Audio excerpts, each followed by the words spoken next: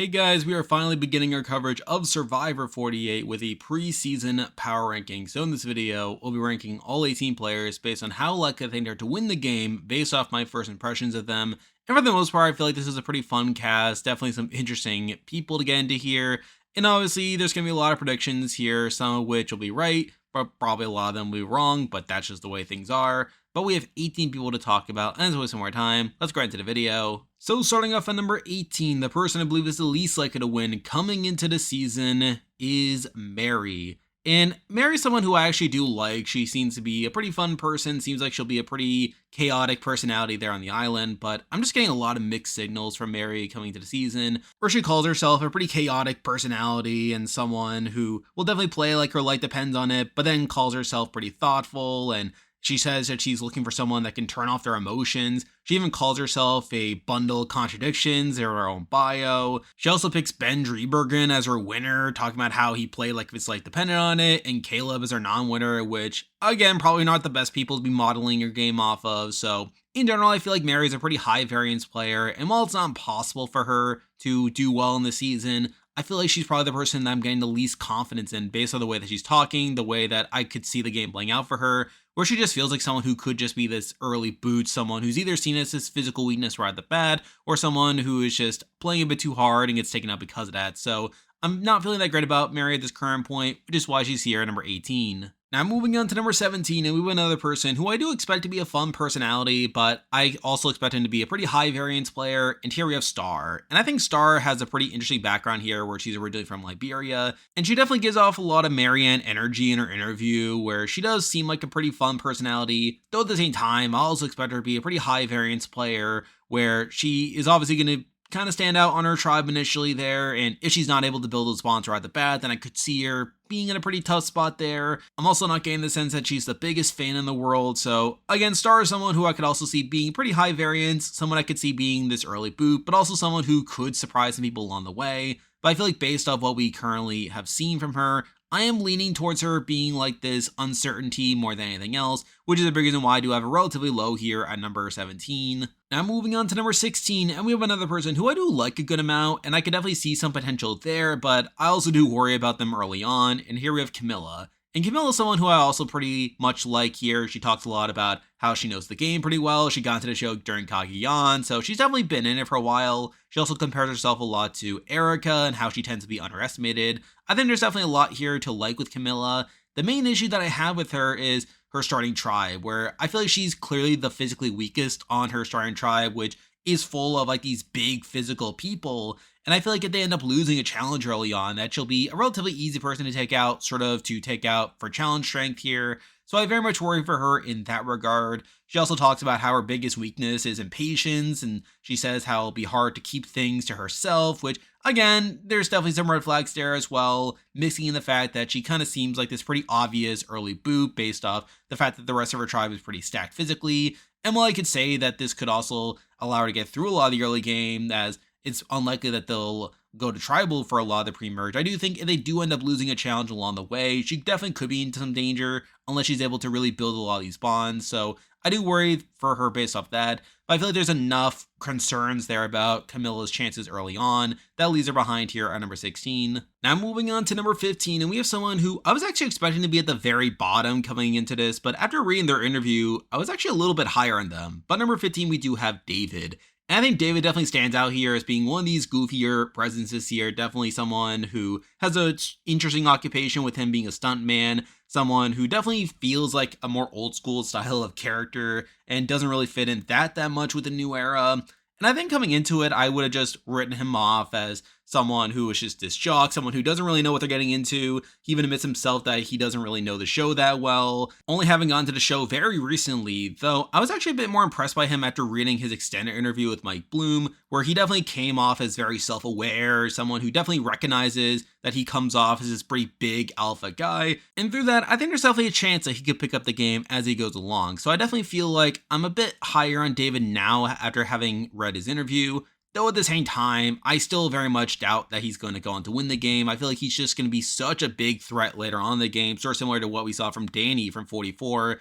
And also, while he definitely has some good instincts here and there, I also question how much he truly knows the game, considering just how recently he got into the show. I feel like in order to actually win the game, you actually had to be a fan of the show, someone who definitely understands the game more than someone who had just gotten into the show. So I very much question him in that regard as well, even though he definitely has some good instincts there. But I feel like there's still enough promise with David based off his interview to where I don't have him at the very bottom, but I do have him here at number 15. Now moving on to number 14, and we have another person who I very much expect to be this big threat later on in the game, even though he does seem pretty safe early on. But number 14, we do have Joe. And Joe is someone who I definitely felt better about right out the bat compared to David, where he's this fire captain and he came off as someone who definitely knows the game a bit more. He also has this very sympathetic backstory where his sister was a big fan of the show until she passed away due to domestic violence, which caused him to get into the show and wants to play in her memories. So obviously those things are all pretty good. Though I think after reading his extended interview, I definitely got a lot more mixed signals here where while he also demonstrated some self-awareness, talking about how he knows he'll be this big guy and that he has to come off as approachable and obviously has like these things that he can relate to, such as him being a father and stuff like that. He also talks about how his biggest strength is his superhuman strength, which I did find pretty funny here. And I just felt like the way he was talking during so much of his interview just reminded me a lot of Danny from 44. Sort of funny how I mentioned Danny yet again here, but I do feel like Joe will definitely be the next coming at Danny as well. Someone who is like this pretty big player for a lot of it, where even though he does talk a lot about being like this kind, gentle soul in his interview, I wouldn't be shocked if he ends up playing a more aggressive game once he's actually out there on the island. Someone who could come off as this villainous figure on the show, or at least more of an anti-hero, and is eventually taken out like in the mid-merge. So I definitely see that path there for Joe, which obviously does not lead to a win here. But again, the fact that I at least have more faith in him to get through the early game, and also the fact that he seems to have a bit more game knowledge than David, wasn't enough to have him one spot higher, but really, I feel like it's going to be a very hard road for him to actually win the game, which is why he's here at number 14. Now moving on to number 13, and we are going back now to someone who I very much see as being pretty high variance here. But number 13, we do have Bianca. And Bianca was someone who I was actually a bit higher on initially, to where after reading her bio, she came off as someone who was in the right age to play Survivor at 33, is also a PR consultant, talks a lot about using her skills from that profession to build relationships. And again, I felt like right out of the bat, I was feeling all right about Bianca. But then after like seeing her in action and reading her extended interview, I feel like she definitely comes off more like Maddie from 44, someone who could be a bit of a firecracker early on. She talks about playing the game pretty hard and how her biggest weakness is her impatience. And I feel like at this point, I'm probably a bit lower on Bianca because it is. I could definitely see her being like this early boot, particularly if he ends up playing a very aggressive game early on. But again, I still think there's definitely some positives here, like the fact that she talks about how she's good at keeping secrets based off her job. She talks about being able to connect with people. So I definitely think there's definitely some upside here. And I feel like if she's able to get past like this early itch to like play very hard, I can definitely see her building some bonds and building some inroads there. But I feel like the fact that she definitely has those downsides and the fact that she gives off these vibes for me, which is a big reason why I do have her relatively low here at number 13. Now moving on to number 12, and we have another person who I was initially higher on when reading their bio and looking at them initially, but then after reading their interview and hearing what the other people talk, I'm definitely lower on them now. But number 12, we do have Charity. And again, I feel like Charity is someone who right at the bat checked off a lot of boxes here, where she's in her early 30s at 34, definitely a good age to be playing Survivor. She's also a flight attendant, an occupation that has historically done well in Survivor and has a lot of skills that carry over to the game, and also seems to be well versed in the show to where she mentions Jane Bright in her bio, which, while not the greatest player to be comparing yourself to, is definitely a deep pull there. So I do feel like she's someone who on paper seems to check off a lot of boxes, but after reading all the interviews, I'm definitely lower on Charity at this point. And I think a lot of that comes from other players' interviews where they talked a lot about Charity and her coming off as pretty cold. And again, while a lot of that could change once the actual game starts, I feel like that's definitely not a great sign. The fact that so many people are talking about her and definitely not in a positive light there, so that's not particularly great. And while her own interview wasn't that bad, she does say a couple questionable things, like the fact that she's loyal to a fault and also how she tends to speak her mind to the point where she can get herself into trouble. So Again, I feel like there's some not great things in our interview either, but I'm not necessarily low on Charity either, and I think she can definitely turn around her perception once she's actually on the island, definitely build some bonds there, but it's the fact that she's not well received on Ponderosa is what's leaving her pretty low here at number 12. Now moving on to number 11, and we have another person who got mentioned a lot during the preseason interviews, and while some of it was good, some of it was also not particularly great, but number 11, we do have Stephanie. And Stephanie's another person who got mentioned so much during other people's interviews. And admittedly, while I think more of it was positive than Charity's, to where there were definitely people that vibed well with Stephanie in their interviews. You also have some people who were a bit turned off by her. So again, I feel like it's sort of a mixed bag there. And as for Stephanie herself, I think there's definitely some good things about her where she talks in her bio about the importance of building good relationships, how she wants to align with people that think about the game in the same way she does. She talks about how Survivor's about making it to the end against people you can beat, and you need to be adaptable in the game. So I definitely think there's some good things here. Though at the same time, there's also some questionable stuff, like the fact that she talks a lot about being a businesswoman and how one of the toughest things about the game is being able to hold back and realize she's not always going to be in control, which makes me think that she'll end up being more out in front on her tribe than anything else, or if not, she'll definitely struggle with trying to hold back here, especially when she's on a tribe with a similar person that we'll actually be talking about in a moment. So I definitely do worry about Stephanie in that regard, and I can definitely see a world where she could be a target relatively early on. Though she's able to get past that, there's definitely some potential there. I don't think Stephanie's necessarily someone I can't see winning, but I feel like there's enough worry signs there about her maybe struggling to manage her threat level, and the fact that people talked about her a lot in their preseason interviews could make her a bigger target than what she's realizing, but I still think there's enough good signs to where I did decide to have her here around number 11. Now moving on to number 10, and we actually have someone who's on the same tribe as Stephanie, but number 10 we do have Say. And Say is another pretty interesting person here, and very similar to Stephanie. I think Say is definitely someone who seems to want to be the leader of her tribe, where she ends up comparing herself to Drea in her preseason interviews and sees her as this person she wants to model her game after, which, again, ignoring what we've learned about Drea after the season, is at least a model that could give Say a lot of influence on her tribe early on, could definitely give her a bit of longevity there. Though I think a major issue is that she's going to be on the same tribe as Stephanie, someone who seems to have similar inclinations, and I could definitely see there being this conflict early on between the two, and there could be this battle over who gets to control the tribe, so I do worry about Say in that regard. But again, even if she's able to make a deeper run, even if she's able to gain this influence and make a deeper run, I also do worry that she could be cut around the mid-merge as this bigger threat, someone who's seen as the leader figure for her alliance. And beyond that, you have her talking in her interview about how she tends to wear her emotions on her sleeve, and she can be pretty judgmental a lot of the time. So I think those are also potential red flags there, but Say someone who I could definitely see doing well as well. But it's the fact that she was at least a bit more under the radar in the preseason compared to Stephanie is what leaves her one spot higher at number 10. Now moving on to number 10, and we have someone who I very much like and expect to do well, though I think it's going to be hard for them to actually win the game by the end of it. But number 10, we do have Mitch, who's obviously pretty notable here as being the first player that has a speech impediment. And I like Mitch a lot. I think he definitely came off as very affable during his interview and his bio. And I do expect him to do pretty well here, where he is a PE coach and seems to be in pretty good shape physically. So I expect him to be very much an asset for his tribe early on.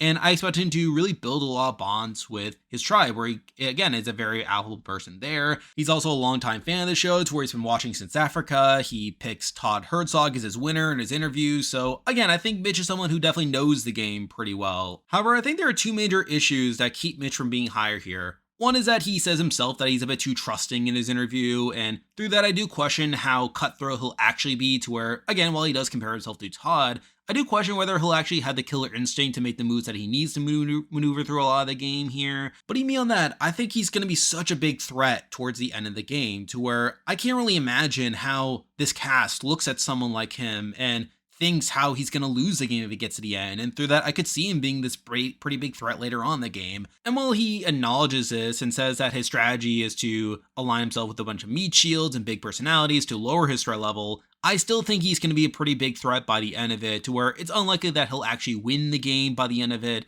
But I still like Mitch. I expect him to make a pretty deep run, someone who I think will definitely be an interesting player to see how his run plays out, but I still find it hard to see how he actually gets towards the very end, which is why he's here at number 9. Now moving on to number 8, and we have a pretty fascinating player again here, probably the person who I personally am the most interested to see how their run actually goes. But number 8, we do have Eva. And Eva obviously stands out as the first openly autistic person to play Survivor. And as someone who's autistic myself, I am very interested to see how this ends up going for her here. And I think on paper, there's some promising aspects to Eva, where she's obviously a very physical person. She's a D1 athlete playing hockey. She's also a very charismatic person to where she was voted captain of her hockey team. She talks about how she's a people person. And she's also a pretty intelligent person. She's a PhD candidate. And admittedly, while she's a more recent fan of the show, only having gotten to the show during college, I still think she's a pretty well-rounded player all around. She actually reminds me a lot of Noelle from 43 in that regard. And I think Eva should do pretty well early on, to where I don't think there's any reason to get rid of Eva early, considering just how physical she is. I also think she'll be able to bond with a lot of her tribe, to where she should be safe in that regard. And again, I think Eva should have a good base to work off here. Though with that said, I don't think she'll actually win the game for a couple reasons. One is that she's the youngest person on the cast at just 24 years old. And with this being an older cast, I think that lack of life experience is really going to work against Eva in the long term. She also talks a lot about the competitive aspect of the game, to where she wants this to be like a team sport where they win a lot of challenges. And along with that, she gravitates towards the challenge beast, to where in her interview, she picks Denise as a winner because she's a challenge beast, I guess. And she also picks Lindsay Delashowitz as her non-winner because she also won a lot of challenges. So I don't love that aspect to it. And while she talks very intelligently about the social dynamics in her interview, I'm not sure how much she's going to be in the driver's seat strategically, to where I could very well see her just being like this attachment to the Majority Alliance more so than someone who's actually driving a lot of the strategy. And then on top of that, you do have the fact that she's autistic. Now, again, I don't think she'll struggle socially in that regard. Again, I do think she comes off very charming and charismatic, but she also admits that she doesn't pick up well on social cues and she can't really tell if someone's lying, which I do think could really bite her in the end. So again, I think Eva's someone who I am going to be very fascinated to see. I'll be very curious to see how well she actually does at the game.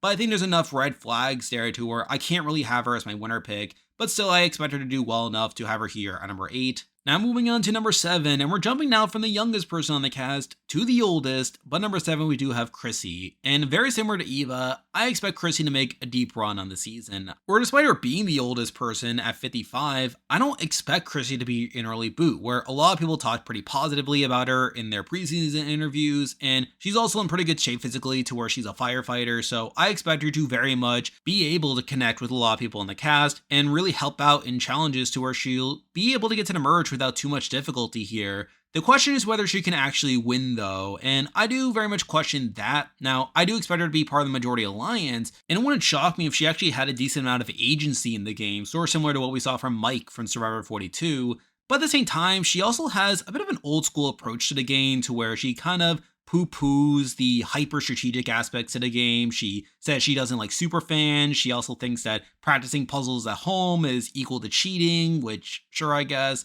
So I don't really love that aspect to her. Then also, I think there's kind of two ways you can look at her, where on one hand, she could be like this easy goat to drag to the end, sort of similar to Sue from last season, obviously. But I think more likely she's someone who could be like this endgame threat, someone that people see as someone who will guarantee win a jury vote at the end, and through that she will be taken out because of that. Going back to Maria from 46, Julie from 45, going back a bit further to Janet from Mile Y. I do think Chrissy is more likely to fit into that mold than this GOAT, but at the end of the day, I don't think Chrissy will be able to actually get towards the end and win. So I do worry about her in that regard, but I still think she's in it for a while. I don't really expect her to be an early boo unless she just really fails to connect with her tribe, which I don't think is that likely. So it's for that reason that I do have a relatively high here, but again, it's the fact that I don't think she'll actually be able to get to the very end in a winning spot that leaves her behind here at number 7. Now moving on to number 6, and we have another person who I do like a good amount. However, I do question whether they'll actually pull it out by the end. By number 6, we do have Cedric, who is also on the older side at 45 here. And on paper, you think wouldn't do that well considering he is a bit on the older side. Kind of has this dad energy about him. He's also a surgeon, which again, surgeons are not the best Survivor players historically, but I actually do like Cedric a good amount, and I think he comes off very cerebral in his interview here, where he ends up picking Earl Cole as his winner, which I think is a good comparison there. He comes off as a very calm presence for the most part here. He also talks about how he doesn't want to be the dad on his tribe, how he wants to avoid being like Bruce, which I think is a good thing there. He talks about being able to connect with people and being able to deliver bad news. So again, I think there's a lot to like here with Cedric on paper, and that's a big reason why I do have him relatively high. The reason he's not higher though is I just think there's something missing about Cedric to where it's hard for me to see him playing a style of game in the new era that would result in him winning. I feel like he kind of feels a bit out of place in the new era. And through that, I think he's going to play a bit too safe at the end of the day to actually be a winner of the season. But he's still someone who I do like him a lot. And I think he's someone who on paper seems to be a good candidate. But I think there's just this it factor and something about this being the new era that makes me a bit less confident that he's actually going to go on to win the game, which is why I do have to leave him behind here at number 6. Now moving on to number 5, and we probably have the most notable person on this entire cast, someone who a lot of people are pretty excited to see, including myself. But number 5, we do have Shaheen. And Shaheen is a very interesting prospect here, where if you don't know, Shaheen was the alternate for Survivor 46. And despite him not making the cast, he was actually a very prominent figure during that preseason where so many people on 46 mentioned him in their preseason interviews, and he apparently left this really big impression on Ponderosa. And obviously that's pretty notable here, though at the same time, a lot of that impression was negative to where so many people were sketched out by him and talked about him as being this pretty big threat here. And I think coming into the season, knowing that context, you would think that I would have him pretty low, as obviously the fact that he was this pretty big person makes me think that he is going to struggle with his threat management out there. And to be fair, I think some of that still applies to where he was still mentioned a good amount in the preseason interviews, and obviously he does seem like someone who could be this big player, someone who does kind of get towards a lot of the game being this pretty big target. But at the same time, I don't think he's actually going to be that type of person on the island, to where he talks in his interview about how a big reason why he was trying to lead this impression was to be a bit notable in that regard, and that he was trying to play pretty hard as the alternate to try to get into the cast.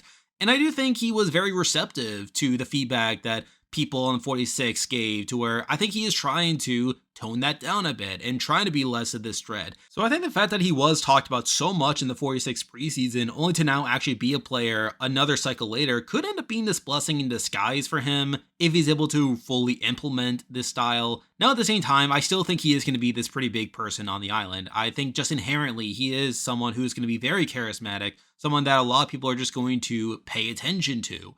And I do think in the long term that will be a major obstacle for him. Though at the same time, I think he definitely has some good skills for the game, to where while he is a more recent fan of the show, having only gotten in during the pandemic, I think he's someone who has some good instincts for the game, and also someone who is going to try to play the game in a somewhat aggressive way. He talks about how he wants to align with someone to bounce ideas off of in case his ideas are stupid, which again could be a red flag in the sense that he's going to be reliant on someone who's more strategic to navigate the game for him. But I still think Shaheen is someone who just inherently I would feel pretty good about coming into the season. And I think there is this notion about keeping him around as a shield. So I think that's definitely something in his favor. Also, the fact that he does seem pretty likable could lead to him just building like genuine allies in that regard. So I do think Shaheen is someone who I actually feel okay about coming into the season. And I think there's definitely a lot of upside with him.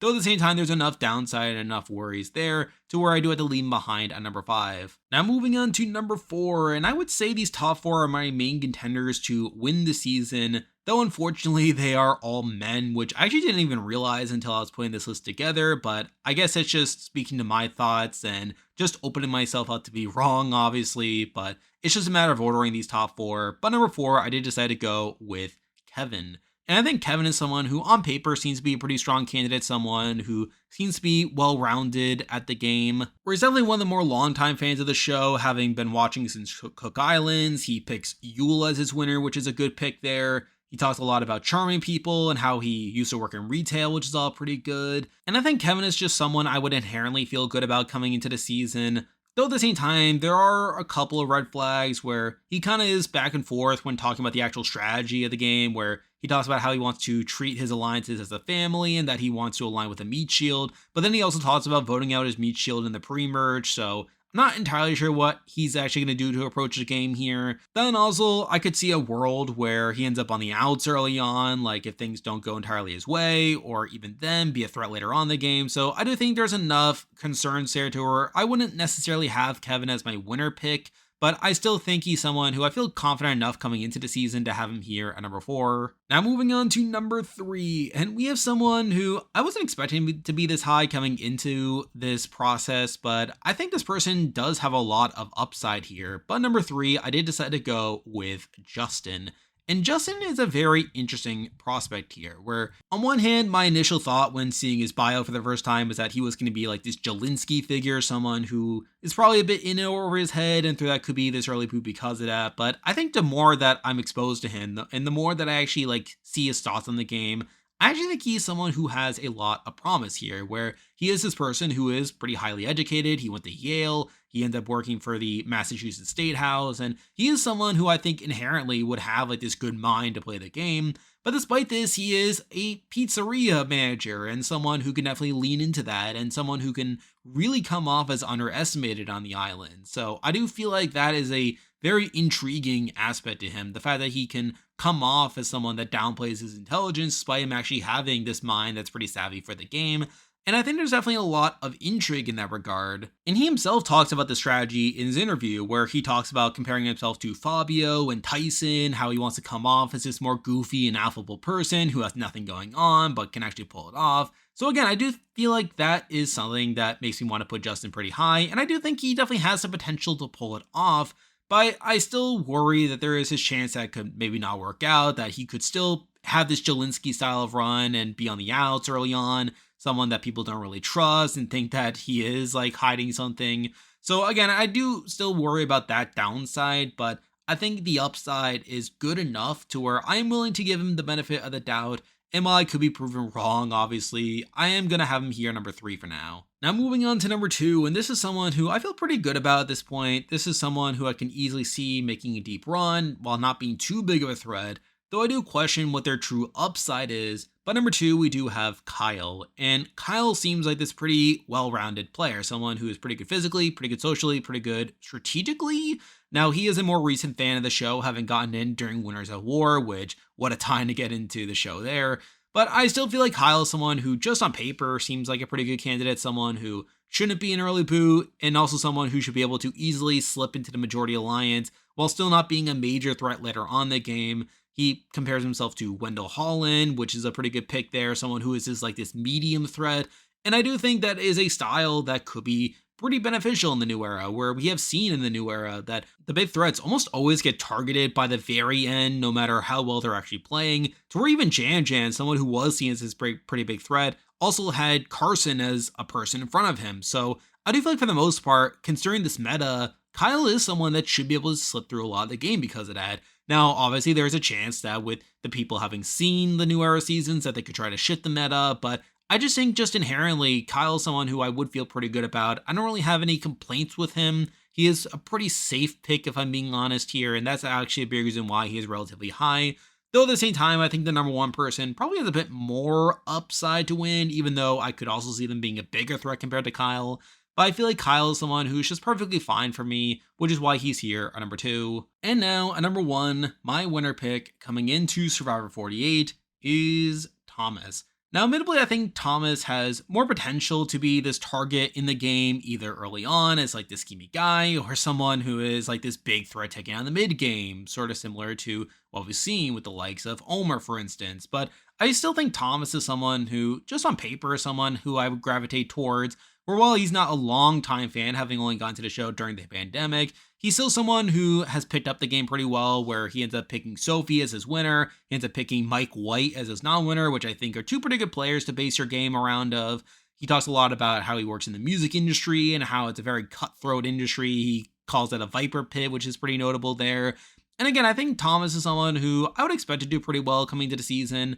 I feel like he shouldn't have too much difficulty integrating to where, unless he is the schemy guy, I very much expect him to be able to do well pretty early on, as I feel like there are just other priorities to take out early on. And I think later on in the game, I think he's someone who definitely navigate the game more strategically there. So I'm actually feeling all right about Thomas in that regard. And I think there's definitely a lot of promise with Thomas coming to the season, to where he's not the biggest threat, but also someone who I think is good enough at all three aspects of the game to where he can end up doing well in that regard. And again, while he could still be this early boo and I could look like an idiot, I feel like the fact that Thomas is probably the person I'm the most confident in coming to the season was enough for him to be my winner pick. So because of that, he is here at number 1. And there we go, that will do it for this week's video. If you like this content, be sure to like and subscribe, really helps with the channel. Now, after the season starts, I plan to do weekly power rankings of the show and updating my thoughts, which I'm sure my thoughts will change after this first episode, so stay tuned for that. I'm covering other shows right now, including The Traders US, along with Australian Survivor, so stay tuned for that. I'm on Patreon and have a YouTube membership, so if you want to consider supporting the channel, you can do so by clicking the link in the description. And you can also join the Discord server by also clicking the link in the description. There's a lot of stuff coming your way, and it should be an interesting season. But for now, that is a video. See ya.